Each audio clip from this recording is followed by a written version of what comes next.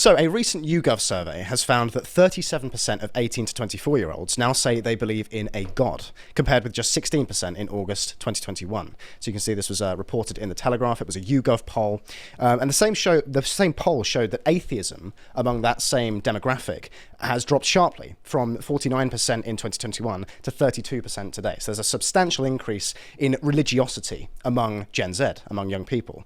A study by the Bible Society, which was published in April of this year, found that last year around 12% of adults attended church at least once a month, which is up from 8% in 2018. So it's still a relatively small number of people, but it's a substantial increase in terms of percentage.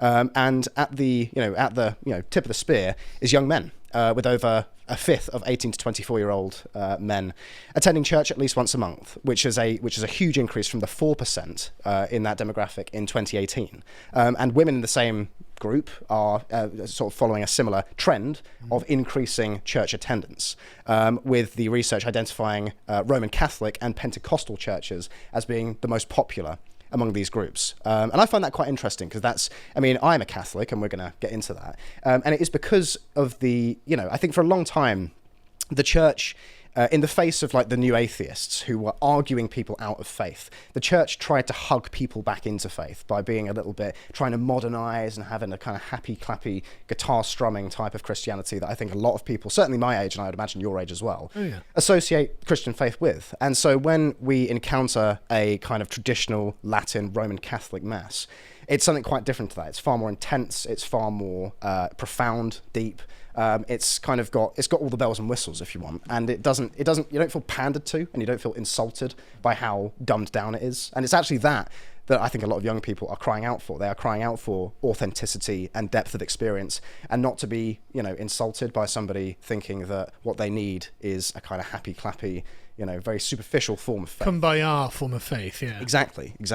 So there are now over 2 million more people attending church in Britain than there were 6 years ago. So this is, because the part of this story is the demographic element of it, because obviously we've had an influx of people from other cultures with other faiths. The census data shows that Britain's Muslim population has increased in the past decade from 2.7 million in 2011 up to 3.9 million in 2021. So part of this growth in religiosity will certainly be driven by immigration and driven by migrant-descended, families and this sort of thing. But in absolute numbers, there is a huge number of people attending Christian churches, which I view as a very good thing as a Christian. And Carl, I know you went to church yesterday, which I was very pleased to see. Yeah, I might be an atheist, but I don't want my kids to be. Why is that, if you don't mind me asking? Well, because honestly, I just think so I've told this story before, but basically, when I took my oldest son to be christened, and then my others, I noticed that my dad was really enjoying the ceremony. Right, he was really enjoying singing the hymns and just being in the church. And I thought about this, and I realized what it was. I mean, he's an atheist, right? He's like every boomer, basically. He's an atheist, but for him, this was now nostalgia, right? He's going back to a time in his childhood where, his parents would make them go to church every Sunday, and it reminds him of a time when the world was more simple and more safe and more normal and more wholesome. And I don't have that. I don't get any nostalgia for churches because my parents never made me go to church. And so for me, a church is completely alien. I don't know any of the hymns. I don't know anything about it. And I think that actually the belief in God is less important than the experience of having done the thing to me, right?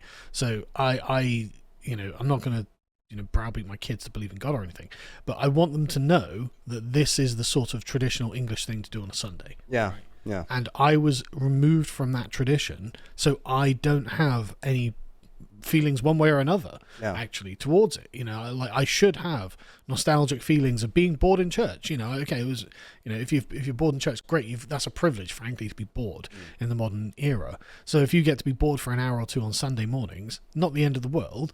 And then when you're older, you at least have really fond memories of that being something you did as a family. Yeah. Whereas I just don't have those. And so I was talking to my wife about this. She was like, well, maybe we should start going to a church. And I was like, okay, well, maybe we could try it. Yeah. And it was quite nice, you know. I think that's wonderful, though. I mean, I'm going to get a little bit into, if you'll indulge me, my own lived experience with this question, because I think it is illustrative of the experience of a lot of young people. Because another statistic that came out of this research was that around a third of 18 to 24-year-olds who do not attend church on a regular basis said that they would go if they were invited by a friend, and that was my experience. So that's the sort of thing I'm talking about. It's not about the religiosity necessarily. It's about the cultural experience of doing it, right? Because it is a lovely thing. Like, and another problem I've had is like modern churches. I hate modern churches. The one I went to, the guys walking around burning incense and singing harmonies with the choir and stuff like that. And I was like, okay, well, this is just a really nice experience, even if I don't get anything religious out of it. It's just very pleasant to do, and the echoing of the voices throughout the church, because of the way the church is built, like, it's very harmonious, and it was just very, very pleasant. And it's that sort of, again, it's kind of a feeling of nostalgia that you're tapping back into.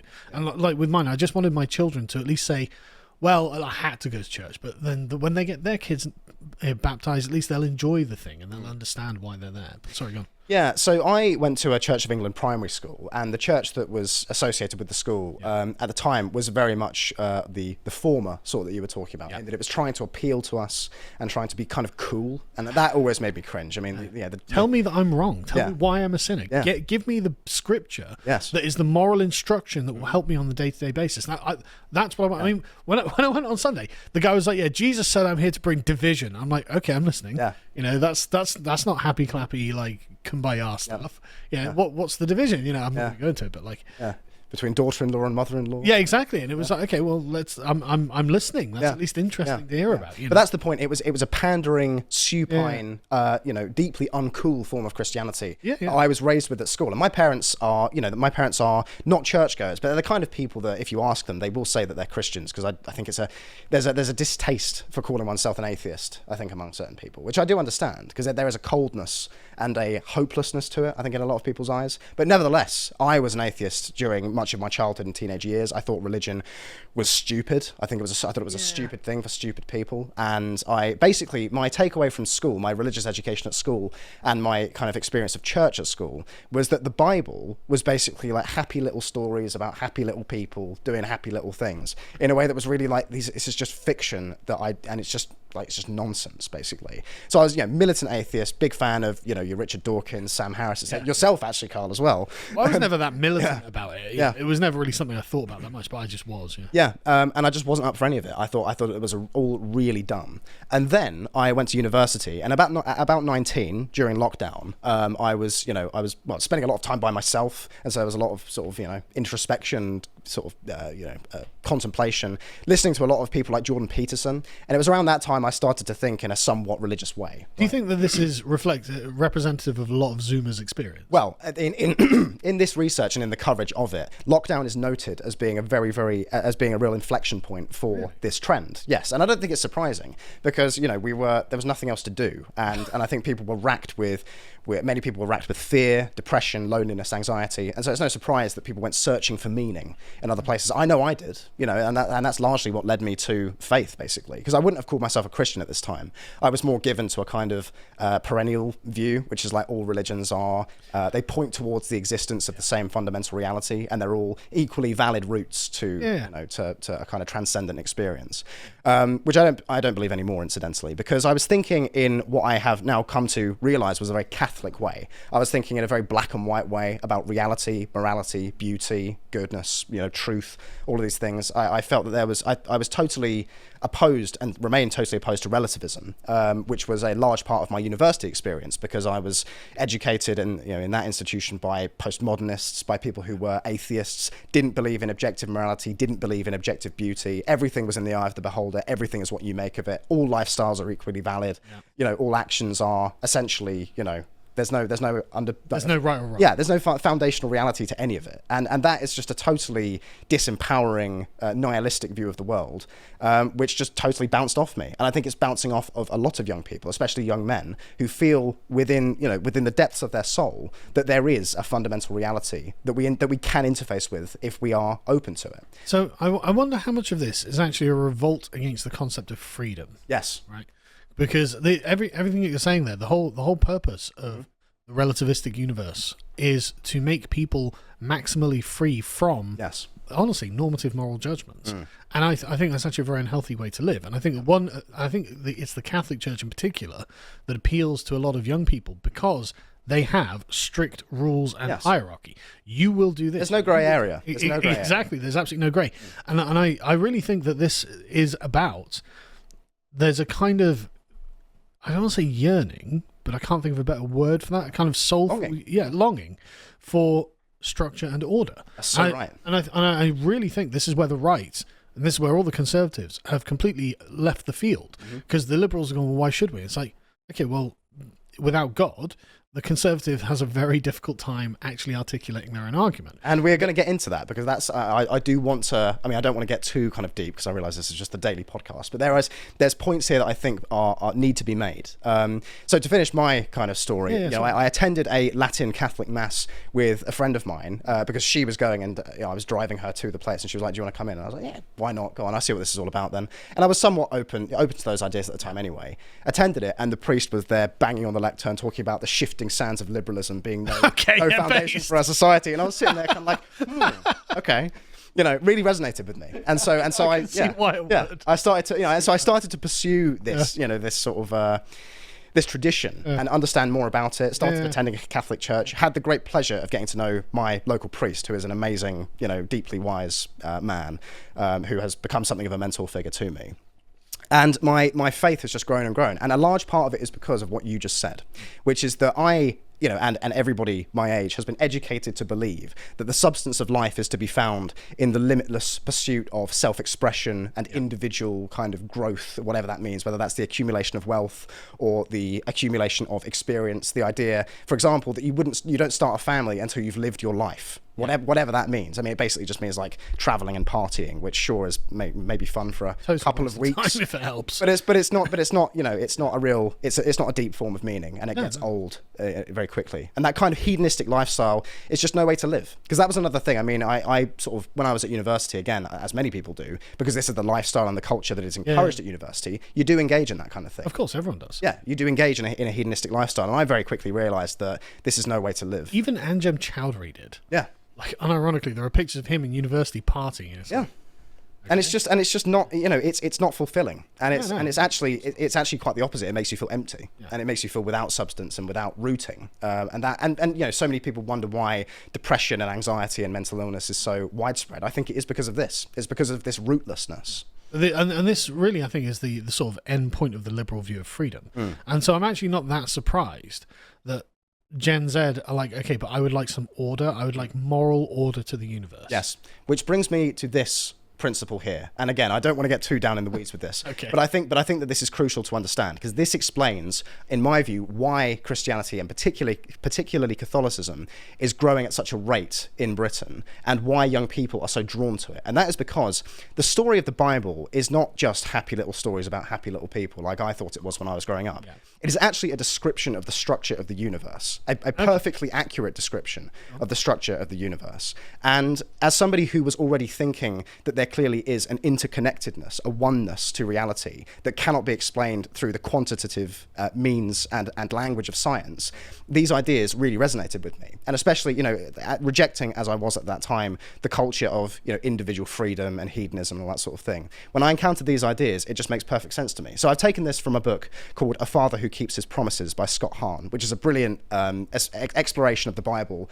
and what the story of the Bible actually is. And he describes it, well, that's what the title suggests. It's about a father who makes promises to his children and follows through on those promises. And so what this diagram here describes is how each of the prophets of the Bible, each of the central figures of the Bible, represent a different level, essentially, of human organization, of civilizational structure. So in the figure of Adam, you have the covenant of marriage, and his role in that covenant is as the husband, right? And so And then in Noah, he is the role of the father, and he institutes the family or the household.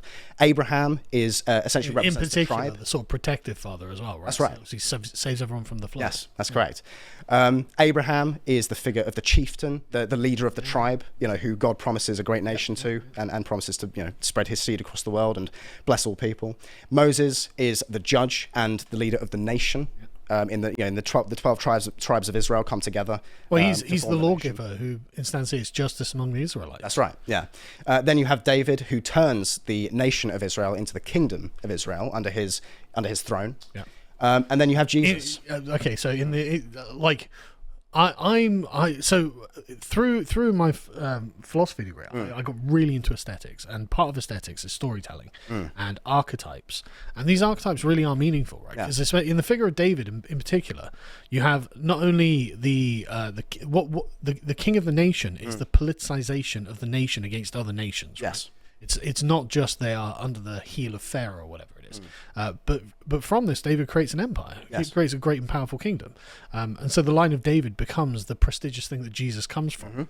The connection to the prestige, to the political power that is created by the just order of the nation. Yes. So all of these things, like, you don't have to look at them religiously. Because I know there are going to be a bunch of people watching going, okay, I'm not really religious.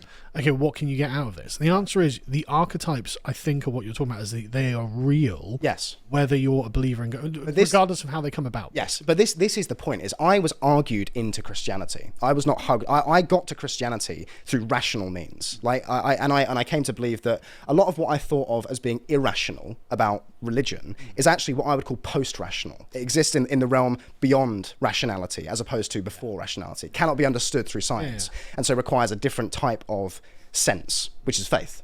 And so, I was, like last year, I was at the point where I was reading these stories and understanding these ideas from a rational, essentially atheistic perspective. I was what you'd call a cultural Christian, right? Yeah. I thought, okay, the ideas work and they seem to be kind of true in a sense. And so it seems to make sense that we govern our society along these lines.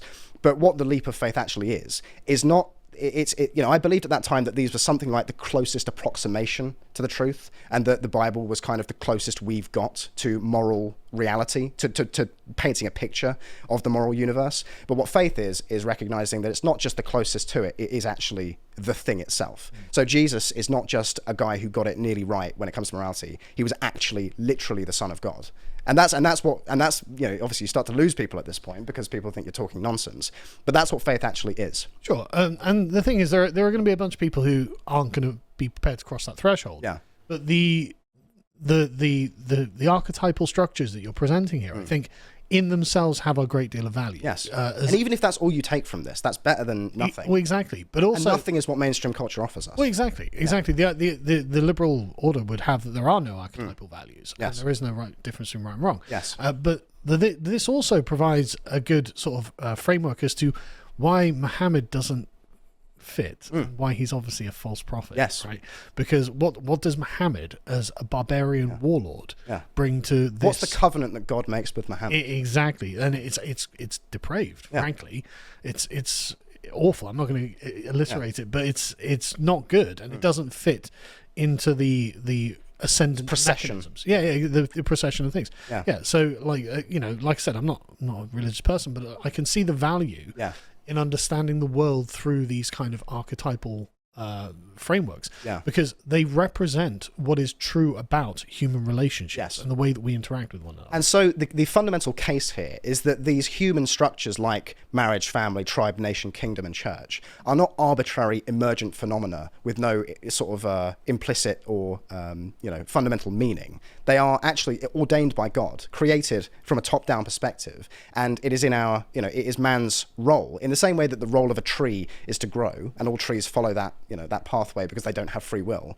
Man's free will, we have free will, but our role as humans is to follow these structures and to embrace these structures and to recognize that we are part of a divine order that is hierarchical in nature and that we have a kind of unique place in. And it's that idea that the liberal world order just cannot count. Yeah, but the thing is, even if you're like a purely materialistic atheist, you can still come to these conclusions because these are normative aspects of the universe. Yes. Whether you think that was created by God or it was brought into being through natural processes or whatever it is, they're still there. This is what C.S. Lewis is calling the Tao, right? It's like, look, this is just the structure of the universe in relation to what you are as an objective living being within it. And so regardless of how you think they get there, there's no doubt that humans are hierarchical in these ways. Yes. So, and each hierarchy has a normative component to it. So you can object to the theology of it all you like, but this as a conceptual schematic, as a description of reality, it's actually quite good. Yeah. It's true. Good, It's true. And so and then I think the next step to this is to look at this, to recognize that the Bible and the stories of the Bible and the historical figures described in the Bible and the experiences that they had, and the way in which God in the Bible institutes all of these different institutions, I suppose, of marriage, family, tribe, nation, kingdom, and church, is to look at the order beneath which we live today, the moral, political, and economic order that's existed since 1945. Well, and note who's the fact, proud of it? Yeah. Note the fact that it explicitly takes aim at each and every one of these structures, and we can name the policies and the ideas and the principles that do so. So marriage, for example, we have gay marriage, feminism, the idea that the sexes are perfectly equal and should compete with one another. I mean, that's a direct attack on Adam's moral authority. Yes, that's exactly right. And of course, pornography, which debases the marital act, turns it into a product, a sensationalized consumer product. Then you have marriage, and once again, and then you have family. So contraception is actively anti-family. But also with Noah as the protector, it's interesting how the police will arrest you for interceding in, like, for example, the guy who had his trousers down the other day and the dudes beat him up and chucked him off the train. They got arrested. That's a direct attack on the archetype of Noah. That's exactly right. It's a direct attack. You also have capitalism in its modern form, which forces both men and women to work. But part of the role of the father is to work, right? But that's not the role of the mother. And so modern capitalism, not to earn money anyway. Yeah. Well, when I say work, I mean going out of the house and hunting and gathering. I don't want to suggest that being a housewife isn't a lot of work. It is. No, but I'm using that in a very specific way. But it's it's forcing men and women to compete with one another, which is not that's not a good foundation for a family. And you then again have this championing and mainstreaming of what get called alternative lifestyles, LGBT, and all the rest of it, which pushes the notion that immigration is a direct attack on Abraham. Yeah, we'll get to that. Don't worry. Oh, sorry. Okay. The idea that all lifestyles are equal, which they are not. And if for no other reason than heterosexual marriage produces children, and you need children for a society to continue, then you get to the tribe, which is, of course, instituted in the form of in the figure of Abraham. And it's here that you get into the truly, I think, most controversial territory of all of these, which is the concept of racism and the concept of anti-racism as being a moral good. It's an attack on the notion of tribe, the denial of ethnicity, the denial of in-group preference along those lines, the pushing of diversity. This is all an attack on the divine structure of the tribe, and that's why I think largely that's why so much of modern politics is so loopy. Is we attack these divine structures, and we expect things to just be fun. We expect things to be better, actually, or our leaders do at least. Then you have the nation, and it's quite obvious what the attack on that is. It's mass immigration. It's the deconstruction of the nation. But also, it's interesting the laws themselves. Notice how everything that Blair did was always contrary to and everything Labour has done from the 20th century onwards was contrary to the inherited laws of the English. Yes. Right? Abolish the death penalty, open the borders, have all of these interceding moments where the state intercedes between relationships, hate speech laws, all this sort of stuff. All of this is just antithetical to how the nation itself should be judged. Yes, and then you move on to the kingdom, and the primary attack on the kingdom is, of course, liberal democracy. The EU. And a system that selects in favour of liars and those who can most effectively lie to the public, and therefore, when they're in office, continue to behave in a dishonest way, which is what we suffer under today. And then finally, you have the church as the ultimate universal structure of human civilization, and the principal attack on that is the entire culture, the entirety of the culture, which is rooted in the worship of the self, materialism. Yeah. Because really, if you read, for example, St. Augustine's The City of God, you kind of realize that there's basically two things that you can worship in this life. You can worship God, or you can worship yourself. And worshipping anything other than God tends inevitably towards worshipping the self, whether that's money or fame or a hedonistic lifestyle. All of it is in pursuit of the worship of the self. And that, really, the worship of the self, is the principle that underpins the entirety of the modern moral paradigm beneath which we live. And you can see this most clearly, of course, in the culture of the 60s and in the boomers, and the lifestyles they live. It's not even you don't have to argue for it. It's completely unfortunate. Yeah. And especially, for example, in the figure of John Lennon and in two of his songs, Imagine and God, those are two songs that celebrate the worship of the self as being, and the destruction of these structures. All left-wing activism these days is the worship of the self. Yes. Recognize me. I need representation. I need recognition. I need it has to be me. And it's not a coincidence. It's like a black woman saying we need Black Lives Matter. It's not a coincidence. Yeah. Yeah. And so I will conclude there because I know we're running out of time. But the point I'm making here is that the most radical thing that you can do as a young man and as a young person in the 21st century is embrace faith, is embrace Christian faith. Because all of the power structures that govern our societies since 1945 have taken explicit aim at all of the structures that Christianity seeks to create and to defend. And what that's led us to is chaos. There's a question I have here because I'm focusing on what you're saying. So it's one thing. I'm going to be very tough, right? Please. Okay. Yeah. So I don't care about what people are saying. All this could be overcompensating against the new atheist movement. I care about what people are doing. Yeah. Know what people are saying. So I think that's crucial. I think it's really important to look at how society will fare in the future. Yeah.